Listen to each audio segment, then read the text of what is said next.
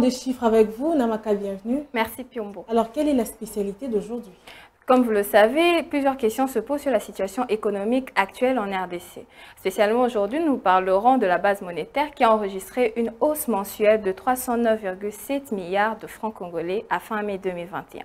Mais notre prélude sera relatif d'abord au cours de change actuel en République démocratique du Congo. La Banque centrale maintient son taux officiel. 1 dollar se change à 1988 francs congolais. Un franc CFA vaut 3,67 centimes et 1 euro se troque à 2413 francs congolais. Le marché parallèle se focalise aujourd'hui sur la commune de Ndjili, où 1 dollar vaut 2000 francs congolais. Un franc CFA se marchande à 3,69 centimes et 1 euro se négocie à 2418 francs congolais. Alors Judith, que retenir sur la base monétaire?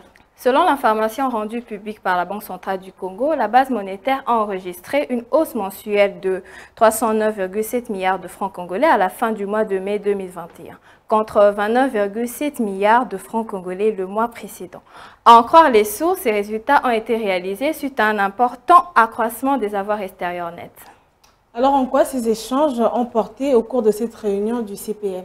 Il faut noter qu'au cours de cette réunion du CPM, Comité de politique monétaire, les échanges ont globalement porté sur les principaux faits économiques et financiers au plan extérieur et intérieur, ainsi que sur les dispositifs adéquats de la politique monétaire à mettre en place au regard du contexte actuel et futur de la République démocratique du Congo. À l'issue des échanges, la Banque centrale du Congo s'est notamment félicitée d'avoir mis en place une stratégie visant une bonne surveillance du secteur économique du pays. Merci beaucoup à vous Judith d'avoir été avec nous sur ce plateau et bonne suite de soirée à vous. C'est toujours un plaisir, merci.